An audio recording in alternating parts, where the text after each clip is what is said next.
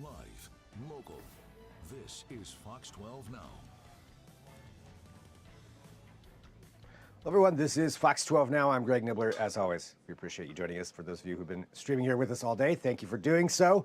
Of course, you can get that Fox 12 Orient app. That's a great way to watch this show live and after the fact as well, because we do cover a wide range of topics here on this show. And as you can see by what's written there just below me, it's a wide range of topics. Fantastic Four for Dummies. Now, if you are a Marvel fan, and I am, even if you watch every single movie, even if you follow with comic books, it can get confusing and hard to keep up with all of it. Everything's so intertwined, and sometimes when you have a new movie like Fantastic Four coming out later on in July, you need a little bit of a refresher, maybe something to understand a bit of the backstory, even if it's for the comics and not necessarily what's going to be in the film.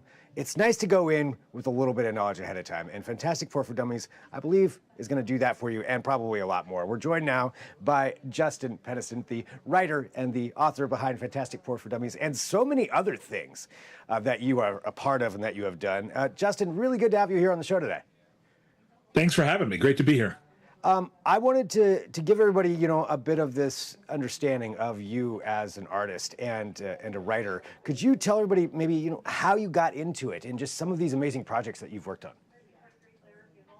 Well, I was a geeky kid, and like all geeky kids, I wanted to make the things I was seeing, and for a long time, it didn't even occur to me that it was a job I could have. It sounded like so much fun.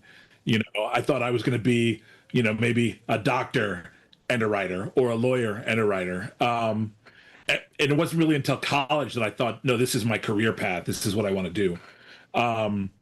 And so, I started writing. I started submitting things to various companies, to Marvel, to DC, which is exactly the wrong way to do it. And finally, when I was not making any headway, I decided to start self-publishing my own comic online with a friend of mine. And that led to a lot of connections. And next thing I know, I'm writing cartoons and, and the occasional comic for the big guys. So, yeah. I mean, so you really just saw what you wanted and you're like, okay, I'm going to do this. Maybe not necessarily the way the channels, the way that you're supposed to.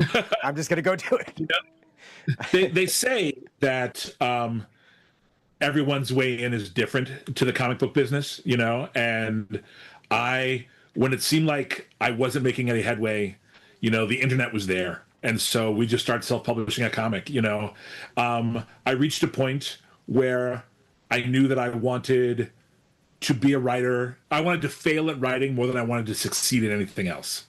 So I never gave up, and it's as simple as that. So I love that. That's a very good analogy there. A very good way to look at that. Yeah, I wanted to fail at this more than succeed at anything else.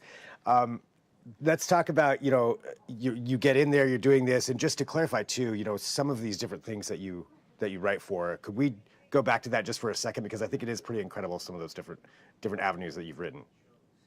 Sure. So, I did. The very first thing I did was made was called an ash can.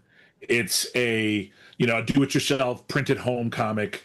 Me and a buddy of mine named Matt Filer, made up a comic and we passed it out. And we passed it out at conventions. We mailed them to editors. One day, an editor at DC Comics finally read it, like 2 years after I mailed it to her, and she hired me to do a fill-in issue of Blue Beetle, which eventually, and that character eventually made his way into the movies. I wrote a short story for DC about the character Mr. Terrific, who is about to appear in the new Superman movie.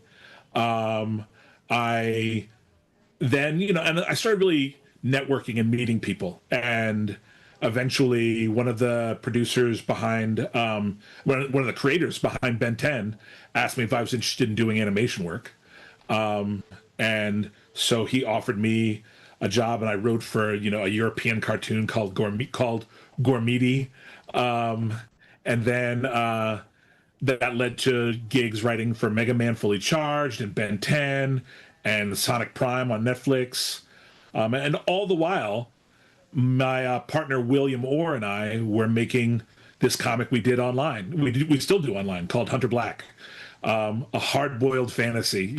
We say it's if Tolkien meets Tartakovsky in the land of Tarantino, sort of. It's a real, it's hard boiled swords and sorcery, but with a real cartoony visual style, and yeah. Amazing. So still doing that, yeah, the whole time. Yeah. Oh, yeah. We've never stopped. We've been doing it. I shouldn't say that. We took a recent hiatus because my partner recently became a dad. Shout out to Theo. And he. But yeah, we've been doing the webcomic for going on 15 years now. Yeah. Amazing. Well, tell us how you got into writing a Fantastic Four for Dummies book. So I'm a big comic book nerd. I grew up loving the Fantastic Four. And some friends of mine who are, at a similar level in the industry to me, had already gotten gigs writing for Marvel Comics for Dummies, Avengers for Dummies. Wiley, the publisher of the For Dummies line, has worked out a deal with Marvel where they're doing For Dummies books about some of their biggest properties, Spider-Man, the X-Men, and so on. And one of them reached out to me and said, "Hey, aren't you a big Fantastic Four fan?" And I was like, yeah. And they were like, "Do you ever write prose? Do you ever write nonfiction?" I was like, "Sure." And next thing you know, I'm interviewing and got the job. Yeah. So, that's crazy. They rushed they reached out to you. Yeah. They suggested me to them, to Wiley, and then Wiley reached out to me, and yeah, it went well. I got along great. The people over there are really great and easy to get along with, and it was pretty wild. I think there was some weird cognitive dissonance because I grew up being told by my parents that reading comics was a waste of time. What are you doing? Like you're goofing off. And here I am. I mean, I had to read hundreds upon hundreds of issues of Fantastic Four to write this book, and I was like, this is work. I was like, I'm sorry to my wife, babe, I'm sorry, I'm working, as I read comics,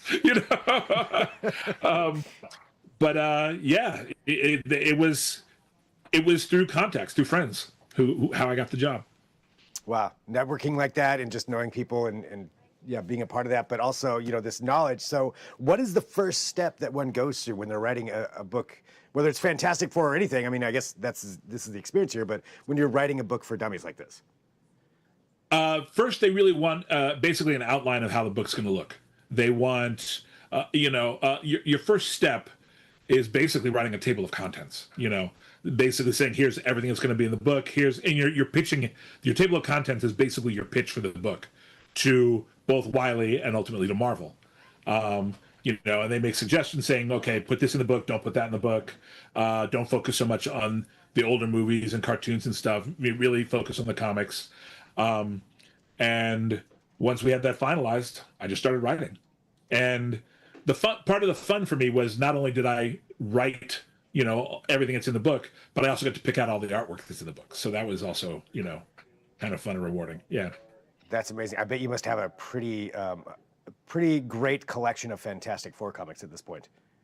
Oh, I have hundreds upon hundreds of issues of Fantastic Four, and I also a lot of stuff that I couldn't get, especially a lot of the older stuff, the old Stan Lee, Jack Kirby stuff from the 60s, is available, through library apps, through Marvel.com, like Marvel Unlimited, I guess they call it.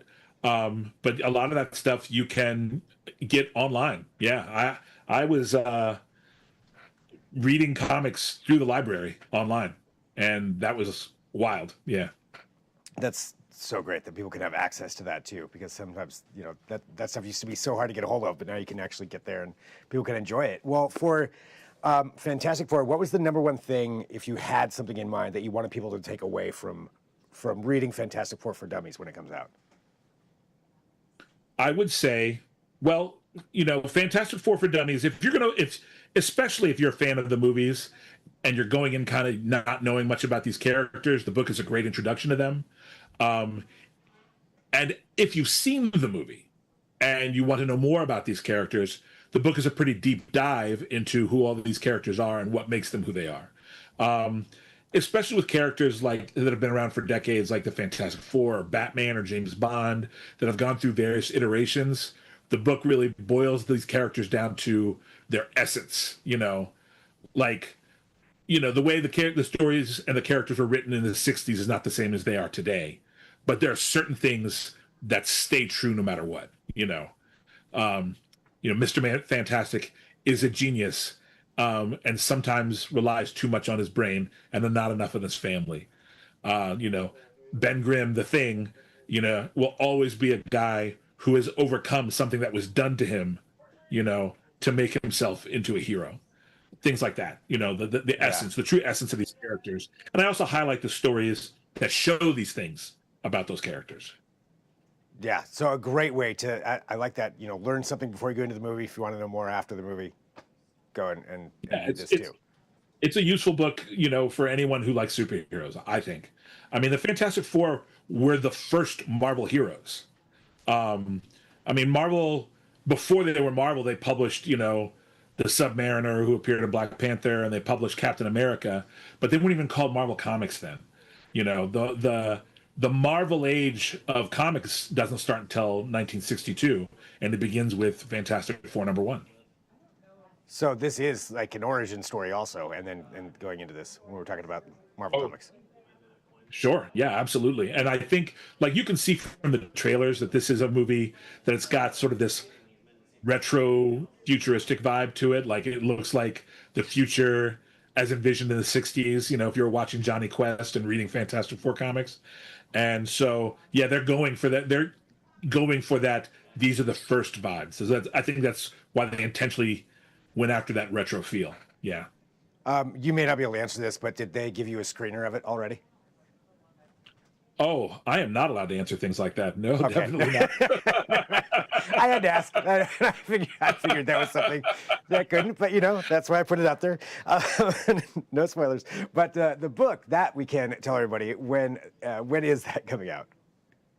The book drops on June 11th, rather, next week. So June 11th, perfect timing to pick that up, and people can pre-order it right now. And so, Justin, what's the best place for people to go to, follow along with all of this work that you do and this particular book too that's coming out? Yeah, well, you can. Okay, so you can pre-order it on Amazon or at BarnesandNobles.com. You can find me at Hunter Black ComX on pretty much on most of the social media platforms. And I keep a link tree in my bio in most of those. You can go to JustinPeniston.com, which I update pretty regularly. And if you want to read a whole bunch of free sword and sorcery crime comics, go to HunterBlackComics.com. Fantastic. Well, Justin, thank you very much, for having time to talk to us today too. Congratulations on this. It's an interesting story and journey of how you got there, and and now you've got this out that people can go check it out. I will certainly be getting one myself. So, thanks so much for joining us here on Fox 12 Now. I really appreciate it. Thank you. Thanks for having me, and best of luck to you guys. Yeah, thank you. And for everybody watching, we are live here. We're going to take a break because we've got more coming up throughout the afternoon, as we always do. So download that Fox 12 Oregon app if you haven't done that, and that way you can watch the show live and after the fact, and get to tune into some of these discussions and segments that we get to have here on this show. But we'll take a break for right now. I'll be back soon. I'm Greg Nibbler. This is Fox 12 Now.